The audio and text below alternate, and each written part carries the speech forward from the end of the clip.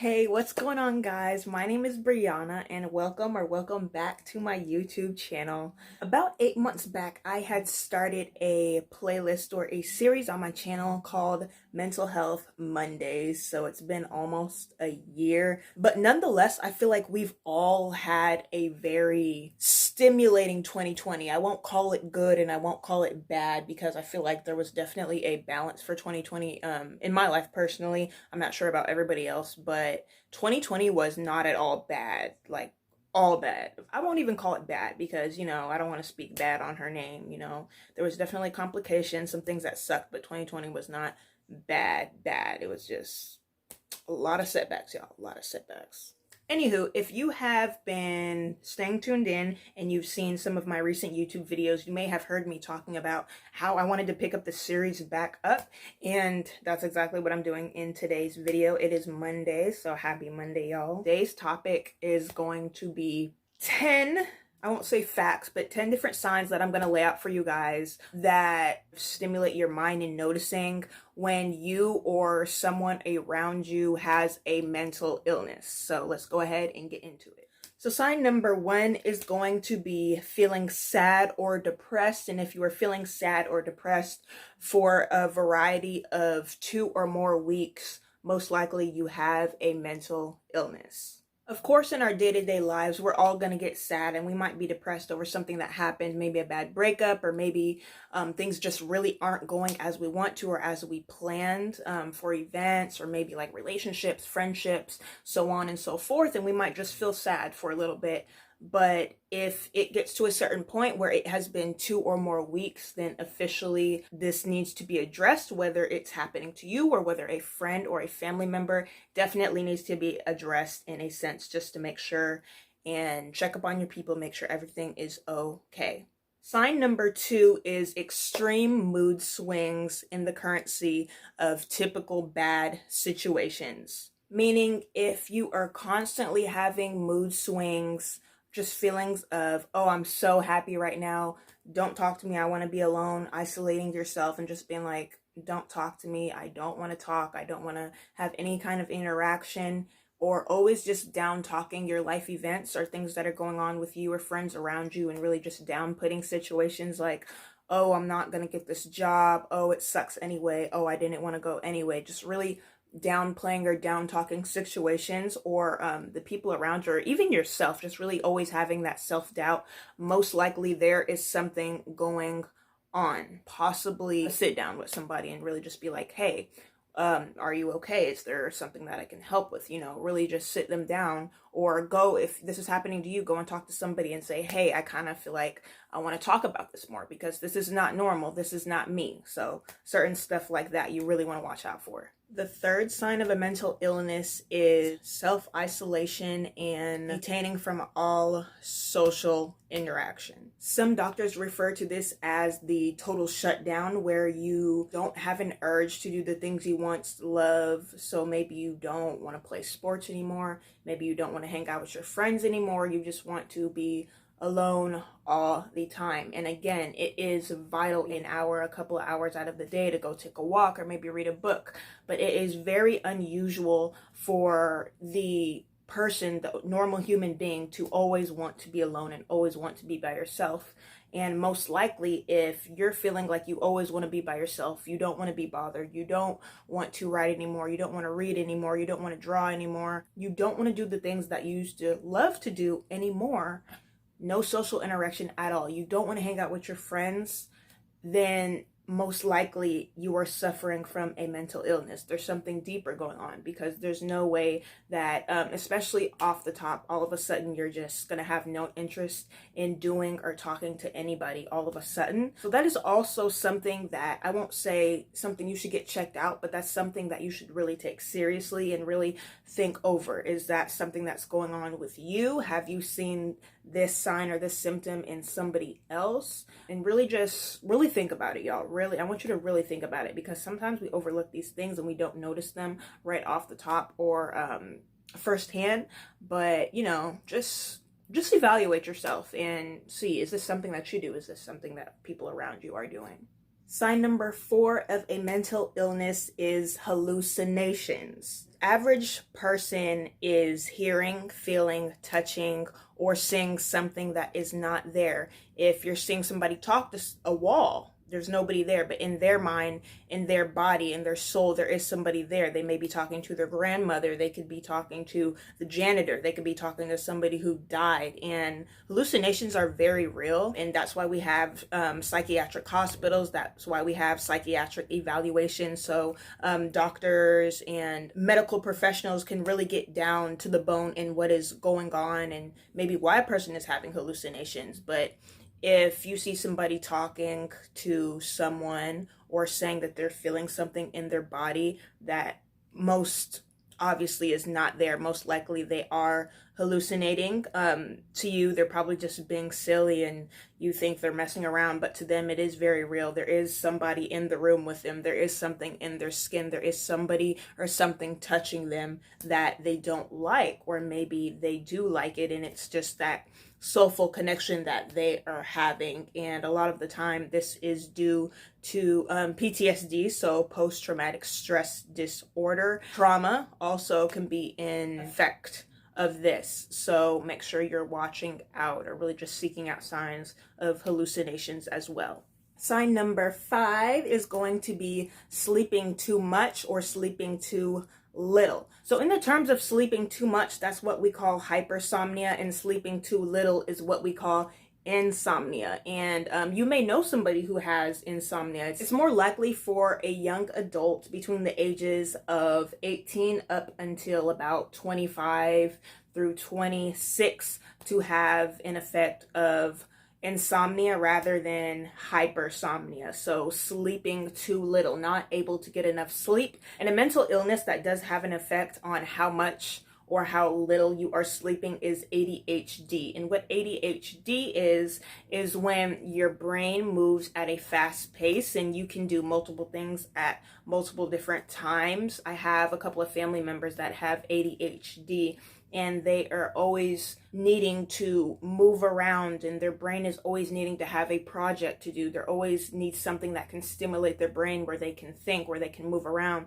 where they can really just have that physical connection or that physical activity. So fidgety. So if you've heard of fidget spinners, a lot of the time that's what they would give people who had ADHD. So they had something to move around in their hands, so they're not fidgety all the time, and really just having that that balance in their mind that is allowing them to do something with their hands or with motion. So there are multiple different things aside from the fidget spinners that you can have. There are stress balls as well, for instances where you need something to hold in your hand, or maybe your hand needs to be active. And such things is that. So sleeping too much or too little is most likely caused from a mental illness or trauma, or just something that is reoccurring in your life that you haven't really gotten to talk about, or something that you're keeping down inside of you, but really it is bothering you and it's having a bigger effect on something that's going on. Sign number 6 is excessive use of drugs or alcohol, so substance abuse. A lot of the time when us as people are experiencing trauma, or maybe a sudden death, or maybe things just aren't seeming to go right and we're very stressed and we don't have anyone to talk to in a sense, whether it's current, recent, or in our past, there are, and it's actually increased over the years, over time, statistics and doctors have shown that especially millennials, us youth, Gen X, Gen Z, all of those groups are more prone to either use drugs or alcohol in order to numb their pain. So smoking weed, I'm sure you guys have heard of the green, a stress reliever for some, and sometimes drinking is just an easier way for us to forget about our problems, or to really just stop time for a moment and have that to ourselves and not have to think about things that are going on at home, things that are going on in school, or just out in the public, or just in our lives overall. Sometimes it has to do with spirituality and what you believe and what your family believes. So there's really multiple different ways that you can go with that. But if you yourself are abusing drugs or alcohol, or if you know somebody who is abusing drugs or alcohol, I would definitely have a serious sit down, or maybe just check up on them and see how they're doing. Ask them how their day is going. Ask them if there's anything wrong, what you can do to help. Because when it gets to a certain point of drugs and alcohol excessive use, there almost 100% of the time is something bigger going on there than just them wanting to smoke or drink. There is a trauma there. There is stress there, major stress, and not having control over the environment or thing that is going on in their life. So I would just make sure to check up on your loved one, check up on your friends, especially in this time where the coronavirus, this pandemic, is still very much real. A lot of us are isolated and don't have a choice, and we're not able to go out, depending on our different situations and unemployment and having jobs and getting pay cuts and just all this different stuff, stimulus checks, all of that. So I would just check in on your people and make sure that they're doing okay. Sign number 7 is when one has extremely anger outbursts out of nowhere. So just yelling, screaming, getting mad excessively at someone. And most likely this action is due to trauma, grief, or anxiety. Again, it's normal to feel upset and get angry every once in a while when things don't go as planned, or maybe plans got switched up, or maybe things just aren't put into place the way that we wanted them to, or the way that we had it set out or laid out for us. It's okay to be upset, y'all. Everybody gets upset every once in a while, but when it becomes excessive is when you should really start questioning and evaluating and thinking over the things that have led up to this action or this feeling of excessive anger, and really just thinking about what has happened post the events that may have led up to the anger in the first place. Sign number 8 is thinking about suicide or self-harm. So suicide and self-harm are more of the increased well-known actions that have led up to believing that someone may have a mental illness. So folks are more familiar with suicide or having thoughts of killing themselves or cutting themselves or hanging themselves, or just really having that type of self-harm. It's just more intact and more talked about in the school system, in our educational system, in our workplace, and so on and so forth. But professionally, in being somebody who is in school to study psychiatry and psychosis and different stuff with having to do with the mind and the brain and mental health and anything dealing with socializing and their occurrences like that, when and if somebody tells you that they are suicidal or that they're cutting themselves or they're thinking about self-harm, I want you to immediately take it serious and sit down and talk to them. And if you feel like there's not time to talk to them, if this is something serious, if you found a letter, if you found a note, I want you to immediately call 911, because someone's life can be at risk, and that's something that is very serious. You don't want to play around with suicidal thoughts or suicidal attempts or anything like that. It's very serious. Taking a life, and taking your own life at that, is not something that anybody would want, no matter how hard you have it or how hard you feel like nobody cares. Trust me, people care about you. People want you to be alive. And believe it that when I say, if you were to off yourself, if you were to complete the task, there is somebody that would miss you and wonder why it happened in the first place and what they could have done to prevent it. So please, y'all, take it very seriously when somebody does mention suicide or does mention harming themselves. Sign number 9 of having a mental illness is weight gain or weight loss, and just having appetite changes overall.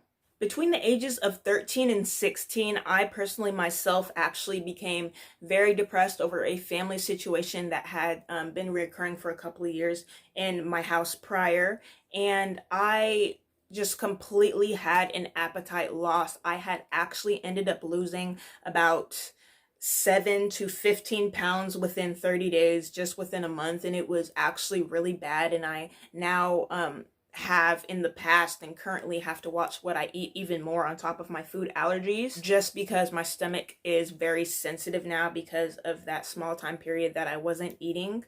And I was just starving myself because I was extremely depressed. I isolated myself. I didn't want to do anything. I didn't want to read or write, which I freaking love to do, y'all. So when I say people can in an instant lose interest in things that they love to do, it's very serious. It can happen. It happens all the time. Like, it really does 100%. And I want y'all to believe me and take this very seriously in the things that I'm talking about today, because these are things that are 100% true. These are facts.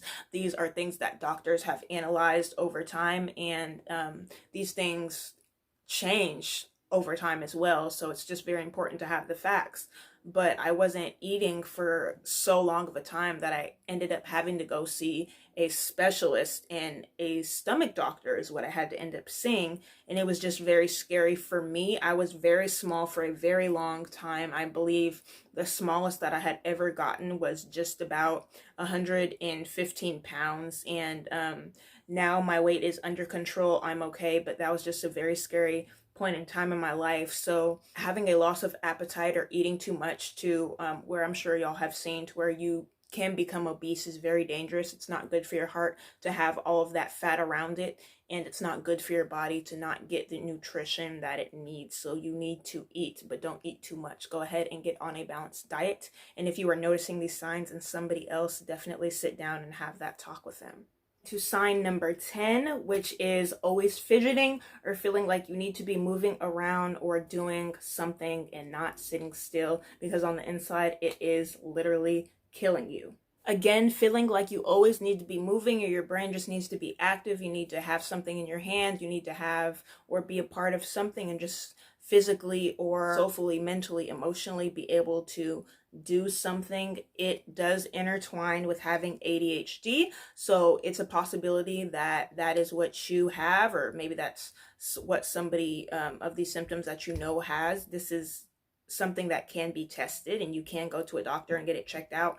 Their ADHD is not deadly. It's not bad. It just means that your brain is not like the average brain, and it moves faster and it can do multiple different things, but it also needs to stay active, and it actually can overwork itself in a sense that can be not so healthy, but it's not deadly in a sense. It's just something that you want to make sure that you're watching over, and make sure that your brain is not only being active, but also that it is getting the rest that it needs, and you're not overworking yourself into a point where it is bad, and to that point where it's very concerning. So I would just say watch out for it. And if you feel like you or somebody you know may have ADHD, then I would definitely make a doctor's appointment if you can, and see what's going on with that. You never know. Bringing this video to a close, I just wanted to say that if you made it this far, you're very interested and very in tune to your mental health and what may be going on in you or somebody else's lives or bodies, mental, physical, emotional, or soulfully. And I want to say thank you for being interested. Thank you for caring. Thank you for doing your research. And don't ignore these signs. If any of these signs that I mentioned today sounds familiar, or if it is something that is occurring in your household or is occurring to you personally, I would definitely say go get it checked out. Please do not ignore these signs, because some of these signs actually can be the difference between someone's life or death. I want to thank you guys so much for watching today's Mental Health Monday video. And if you want to see more of these mental health videos, I do have a link below in my description for previous Mental Health Monday videos that I did. And from now on, every Monday, I will be uploading a new one. Again, thank you guys so much for watching, and I'll see you in my next. Bye, guys.